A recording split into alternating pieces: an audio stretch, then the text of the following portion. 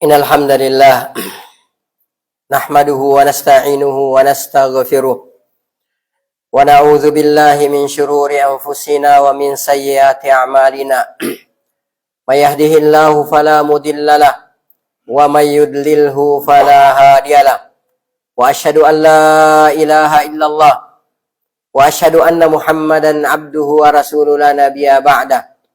Allahumma shalli wa sallim wa barik wa an'im ala nabiyina Muhammad wa ala alihi wa sahbihi wa man sara ala nahjihi wa man jahada bi jihadihi wa ihtada bi hadihi wa istanna bi sunnatihi wa tamassaka biha ila yaumil mi'ad. Amma ba'd.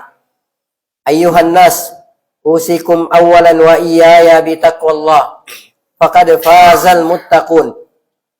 Ya ayyuhalladzina amanu taqullaha haqqa tuqatih wala tamutunna illa wa antum muslimun.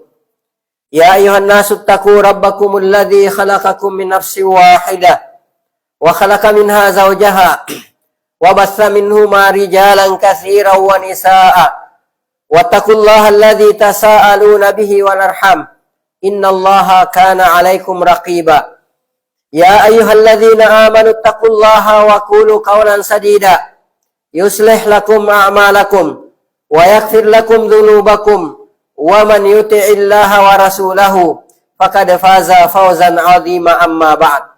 Fa inna ahsanal kalami kitabullah wa khairal hadi wa qila wa khairal huda huda Muhammadin sallallahu alaihi wasallam wa syarral umuri muhdatsatuha fa inna kulla muhdatsatin bid'ah wa inna kulla bid'atin dalalah wa kulla dalalatin finnar. Ay kama qala Rasuluna sallallahu alaihi wasallam. Summa amma ba'd. Ummatal Islam rahimani wa rahimakumullahu ta'ala jami'a. Mari sejenak kita memanjatkan puji dan syukur kehadirat Allah subhanahu wa ta'ala, yang mana sampai pada siang hari yang sangat berbahagia ini, Allah subhanahu wa ta'ala masih senantiasa memberikan kepada kita berbagai macam karunia dan kenikmatannya. Di antaranya nikmat kesehatan, nikmat kesempatan dan waktu luang, dan yang terbesar adalah nikmat Islam, nikmat iman, nikmat taufik, nikmat hidayah, nikmat sunnah serta nikmat tauhid. Sehingga dengan seluruh nikmat inilah kita masih bisa melangkahkan kaki ke tempat yang insyaallah taala diberkahi oleh Allah taala ini, dalam rangka untuk melaksanakan salah satu kewajiban kita sebagai seorang muslim, sebagai seorang mukmin, yaitu melaksanakan sholat Jumat. Kemudian selanjutnya tak lupa pula salam dan salawat semoga senantiasa tercurahkan atas junjungan Nabi besar kita Nabi Muhammad sallallahu alaihi wasallam. Beliau yang telah membawa kita, beliau yang telah mengeluarkan dan menuntun kita dari gelap dan pekatnya alam jahiliyah menuju kepada terangnya alam Islam yang sempurna. Ummatal Islam a'azzani Allah wa iyyakum. Malu adalah merupakan salah satu barometer keimanan seorang muslim. Ketika seorang muslim tidak memiliki rasa malu, maka pada hakikatnya ia juga tidak memiliki keimanan dalam hatinya. Dalam hadis yang dikeluarkan oleh Al-Imam Al-Hakim, juga dikeluarkan oleh Al-Baihaqi rahimahumullahu ta'ala, dari Ibnu Umar radhiyallahu ta'ala anhuma, Rasulullah sallallahu alaihi wasallam pernah bersabda, Al-haya'u wal imanu qurina jami'a. Malu dan iman selalu menyatu dan bersama. Fa'idha rufi'a ahaduhuma, maka apabila salah satu di antara keduanya dihilangkan, rufi'al akhar, maka yang lain juga jadi hilang. Dalam hadis yang diriwayatkan oleh Imam Muslim dari Abi Hurairah radhiyallahu taala anhu, Rasulullah sallallahu alaihi wasallam juga pernah bersabda, Al-imanu bid'un wa sab'un aw bid'un wa sittuna syu'bah.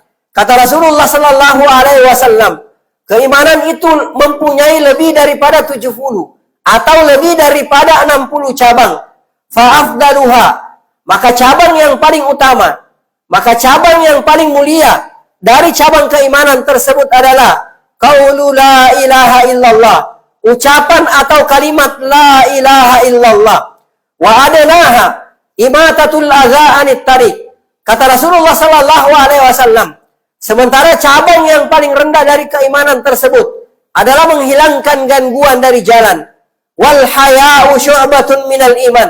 Yang terakhir kata Rasulullah sallallahu alaihi wasallam, adapun rasa malu, adapun sifat malu itu kata Rasulullah sallallahu alaihi wasallam, syu'batun minal iman, adalah merupakan salah satu cabang daripada keimanan kita.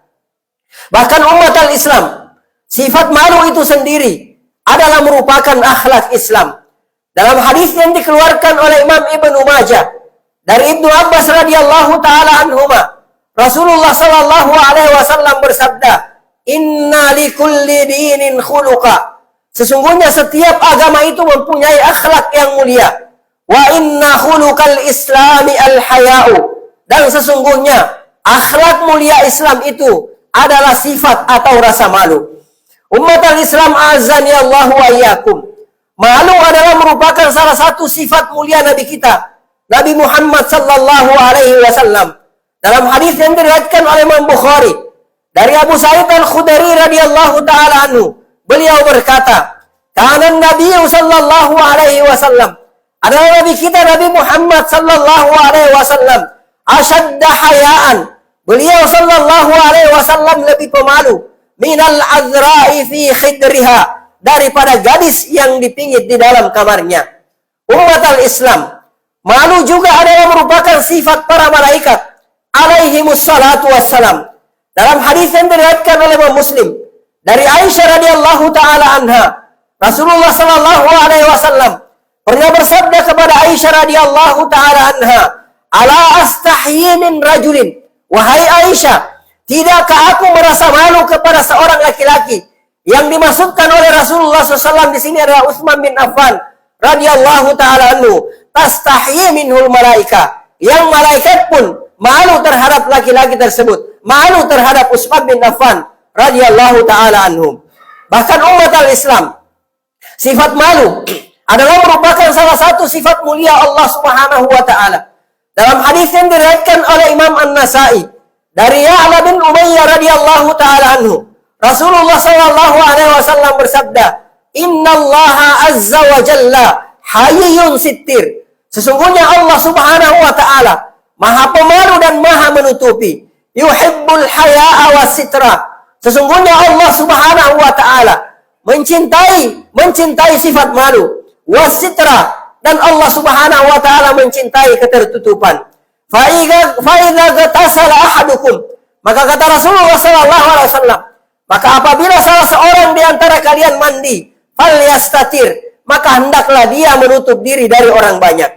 Umat al-Islam, dalam hadis ini, di samping menjelaskan bahwa malu adalah merupakan salah satu sifat Allah Subhanahu wa taala, hadis ini juga menjelaskan kepada kita semua secara tidak langsung bahwa Allah Subhanahu wa taala mencintai hamba yang memiliki sifat malu.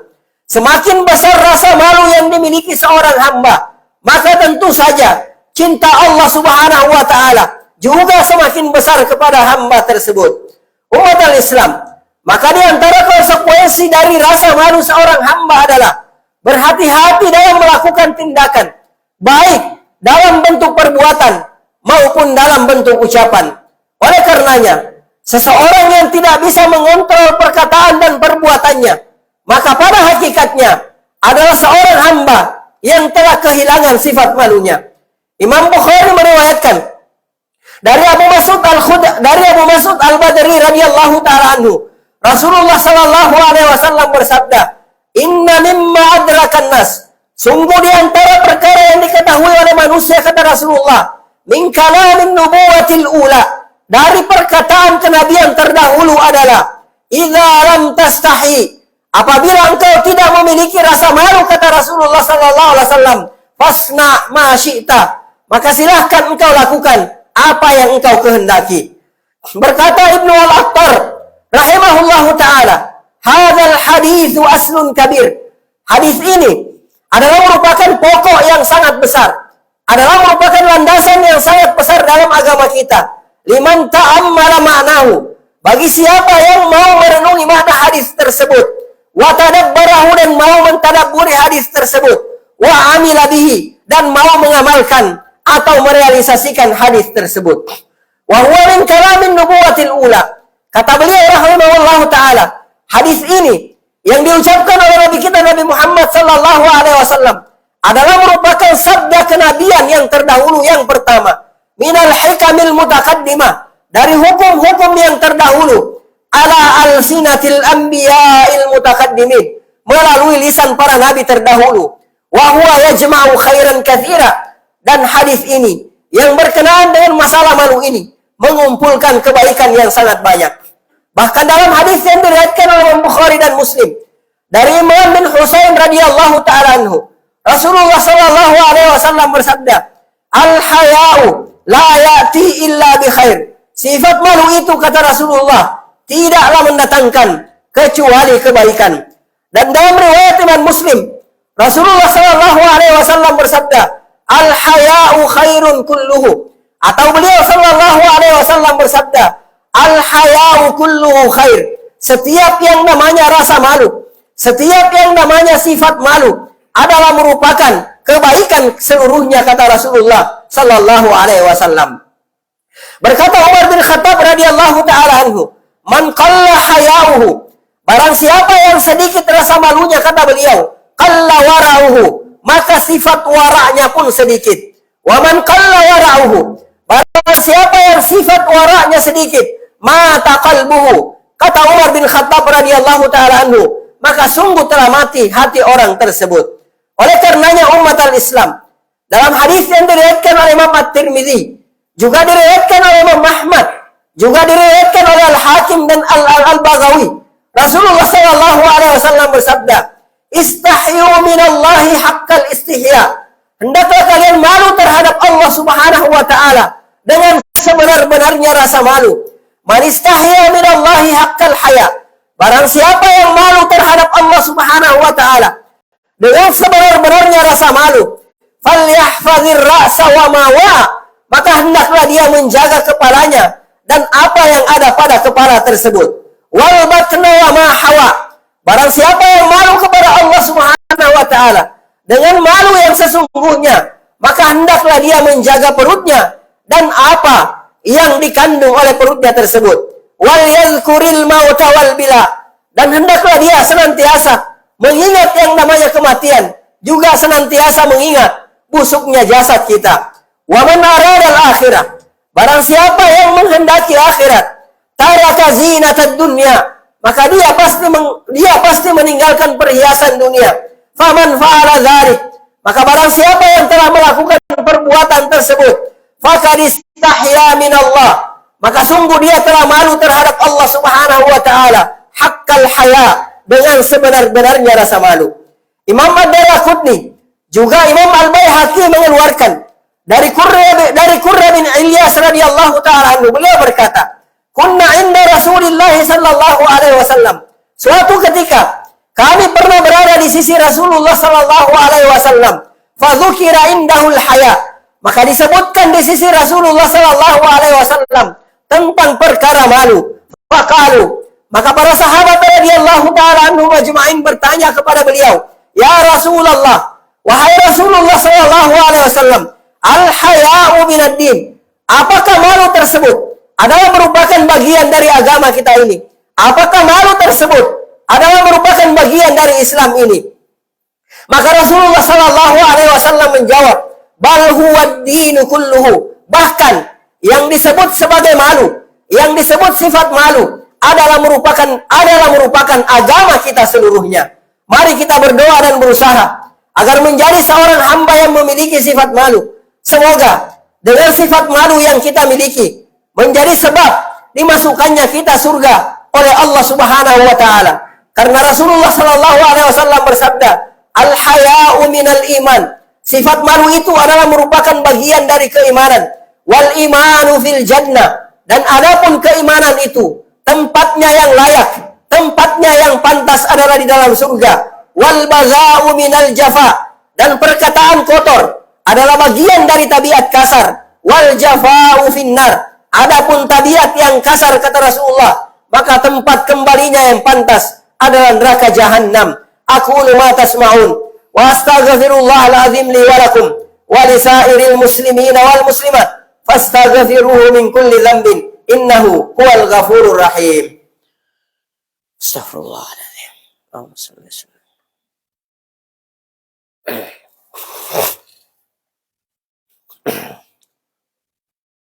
Alhamdulillahi hamdan katsiran tayyiban mubarakan fi kama yuhibbu rabbuna wa yarda wa asyhadu an la ilaha illallah wa asyhadu anna Muhammadan abduhu wa rasuluhu la nabiyya ba'da. Allahumma salli wa sallim wa barik wa annim ala sayyidina Muhammad wa ala alihi wa sahbihi wa man sara ala nahjihi wa man jahada bi jihadihi wa ihtada bi haddihi wa istanna bi sunnatihi wa tamassaka biha ila yaumil mi'ad. Ibadallah, sejatinya ada 3 macam sifat malu yang perlu kita miliki. Sifat malu yang pertama adalah malu kepada diri kita sendiri. Ketika sedikit melakukan amal soleh di hadapan Allah Subhanahu wa Ta'ala, dan sedikit kebaikan untuk umat dibandingkan dengan orang lain. Malu yang kedua adalah malu kepada sesama manusia. Malu seperti ini penting untuk kita miliki, karena dapat mengendalikan diri kita agar tidak melanggar ajaran dan tuntunan agama yang berkenaan dengan hak sesama manusia. Dan macam malu yang ketiga adalah malu terhadap Allah Subhanahu wa Ta'ala. Dan tentu saja umat al-Islam, ini adalah malu yang paling agung dan malu yang terbaik. Ibadallah, mari kita sejenak menengok bagaimana sifat malunya para sahabat, para salaf radhiyallahu taala anhum majma'in, agar bisa menjadi panutan bagi kita di zaman yang penuh dengan fitnah ini.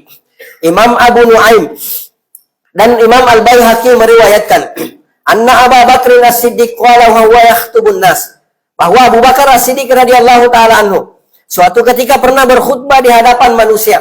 Lalu kemudian beliau berkata, ya ma'syaral muslimin, wahai sekalian kaum muslimin, istahyu minallah, malulah kalian terhadap Allah Subhanahu wa Ta'ala.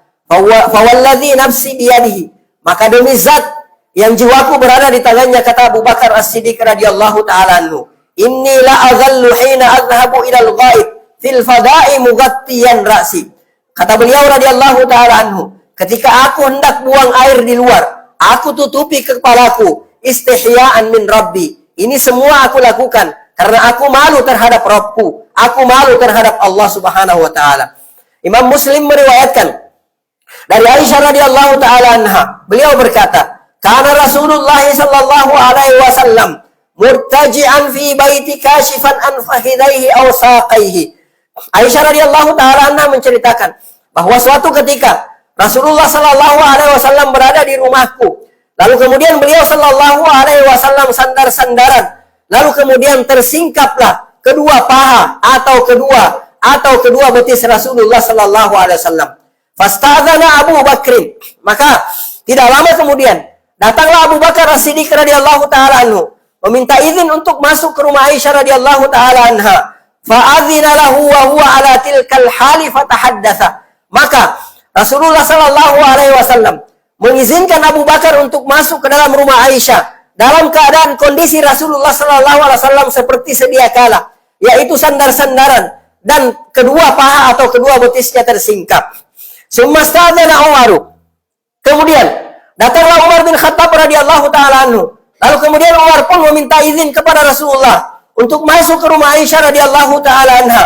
Fa'adzimna lahu. Maka Rasulullah mengizinkan Umar bin Khattab radhiyallahu taala anhu. Wa huwa kadzalika fatahaddatsa. Dan Rasulullah sallallahu alaihi wasallam masih seperti kondisi yang pertama, yaitu sambil sandar-sandaran dan kemudian tersingkap kedua paha dan betis atau betis Rasulullah sallallahu alaihi wasallam. Sumastadzana Utsman. Kemudian datanglah Utsman bin Affan radhiyallahu taala anhu. Fajalasa Rasulullah sallallahu alaihi wasallam. Kemudian Utsman bin Affan radhiyallahu taala anhu meminta izin untuk masuk ke rumah Aisyah. Fajalasa Rasulullah sallallahu alaihi wasallam wa sawwa thiyabahu. Kemudian Rasulullah sallallahu alaihi wasallam tidak lantas mempersilahkan Utsman bin Affan radhiyallahu taala anhu masuk ke dalam rumah. Akan tetapi, beliau membetulkan posisi duduknya. Lalu kemudian beliau membetulkan pakaiannya. Fadakhala fatahaddatsa. Lalu kemudian Utsman bin Affan radhiyallahu taala anhu pun masuk. Lalu kemudian beliau bercakap-cakap. Falamma kharaja, maka tatkala Utsman bin Affan radhiyallahu taala anhu keluar dari rumah, qalat Aisyah radhiyallahu taala anha, ibunda kita yang cerdas dan kritis. Beliau bertanya kepada Rasulullah sallallahu alaihi wasallam, "Dakhala Abu Bakrin." ketika Abu Bakar yang masuk ke dalam rumahku, falam tahtasya walam tubalihi, engkau tidak terlihat tergesa-gesa untuk menyambutnya, dan seolah engkau tidak peduli. Tsumma dakhala Umaru, kemudian datanglah Umar, masuklah Umar, falam tahtasya lahu walam tubalihi, begitu pula engkau tidak terburu-buru menyambutnya, engkau tidak membetulkan kondisimu, lalu kemudian engkau pun tidak peduli. Tsumma dakhala Utsman, kemudian masuklah Utsman radhiyallahu ta'ala anhu, fajalasta wa sawwaita thiyabaka, engkau terlebih dahulu membetulkan posisi duduk Anda, lalu kemudian Anda membetulkan pakaian Anda. Fakala, maka Rasulullah sallallahu alaihi wasallam bersabda, ala astahi, tidakkah aku malu wahai Aisyah, min rajulin, dari seorang laki-laki, tastahi minhul malaika, yang malaikat pun malu terhadap orang tersebut. Ibadallah, Imam Bukhari dan Muslim meriwayatkan dari Ali radhiyallahu ta'ala anhu, beliau berkata, kuntu rajulan madza'a, aku, kata Ali bin Abi Thalib radhiyallahu ta'ala anhu, adalah orang yang sering mengeluarkan air madhi. Fakuntu astahi an as'ala Rasulullah sallallahu alaihi wasallam, maka aku pun malu bertanya kepada Rasulullah sallallahu alaihi wasallam, lima kana banatihi, karena putri beliau radhiyallahu ta'ala, karena putri beliau sallallahu alaihi wasallam, yaitu Fatimah adalah putri beliau. Fa'amartul miqdada fasa'alahu, maka aku pun meminta kepada Al-Miqdad untuk bertanya kepada Rasulullah sallallahu alaihi wasallam. Maka Rasulullah SAW menjawab, yaghsilu zakarahu wa yatawaddau, maka hendaklah dia membersihkan kemaluannya, lalu kemudian hendaklah dia berwudu. Imam Ahmad dan Al-Hakim meriwayatkan dari Aisyah radhiyallahu ta'ala anha, beliau berkata, kuntu adkhulu baiti, maka tatkala aku masuk ke dalam rumahku, kata Aisyah radhiyallahu ta'ala anha, allazi dufina fihi Rasulullah sallallahu alaihi wasallam wa abi, di mana di dalam rumahku tersebut dimakamkan atau dikuburkan suamiku, yaitu Rasulullah sallallahu alaihi wasallam, dan juga ayahku, yaitu Abu Bakar As-Siddiq radhiyallahu ta'ala anhu. Fa'ada'a thawbi, maka aku pun tidak canggung untuk melepaskan jilbabku, untuk melepaskan pakaianku di dalam rumahku tersebut.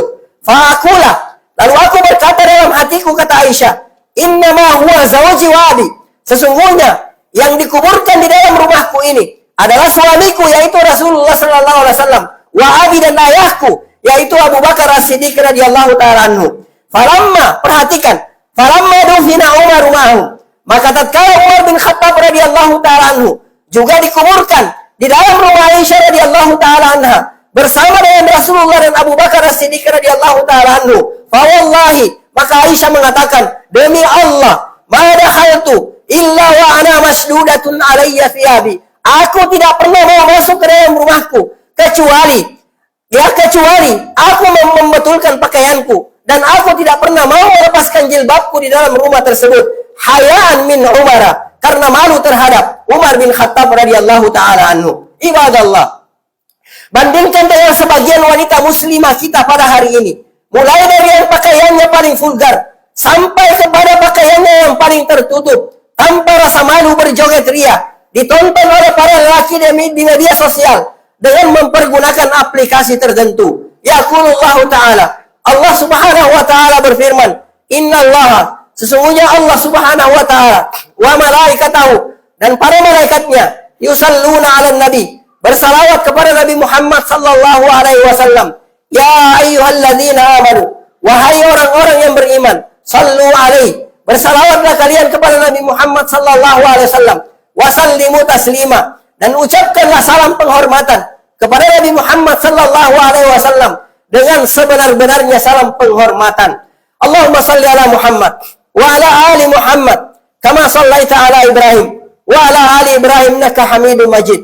Allahumma barik ala Muhammad wa ala ali Muhammad kama barakta ala Ibrahim wa ala ali Ibrahim innaka Hamidum Majid. Allahumma ighfir lil muslimina wal muslimat wal mu'minina wal mu'minat al ahya'i minhum wal amwat innaka sami'un qaribun mujibud da'wat wa yaqadiyal hajat. Rabbana la tuzigh qulubana ba'da idh hadaitana wa hab lana min ladunka rahmah innaka antal wahhab. Rabbana zalamna anfusana wa illam taghfir lana wa tarhamna lanakunanna minal khasirin. Allahumma ighfir lana wa liwalidina warhamhum كما ربونا صغارا اللهم أرنا الحق حقا وارزقنا اتباعه وأرنا الباطل باطلا وارزقنا اجتنابه اللهم أصلح ولاة أمورنا ووفقهم لما فيه صلاحهم ولما فيه صلاح الإسلام والمسلمين اللهم أعنهم بالقيام على مهامهم كما أمرتهم يا رب العالمين اللهم أبعد عنهم بطانة السوء والمفسدين وقرب إليهم الصالحين الناصحين ربنا آتنا في الدنيا حسنة وفي الآخرة حسنة وقنا عذاب النار عباد الله إن الله يأمر بالعدل والإحسان وإيتاء ذي القربى وينهى عن الفحشاء والمنكر والبغي يعظكم لعلكم تذكرون فاذكروا الله العظيم يذكركم واشكروه على نعمه يزدكم واسألوه من فضله يؤتكم ولذكر الله أكبر والله يعلم ما تصنعون وأقم الصلاة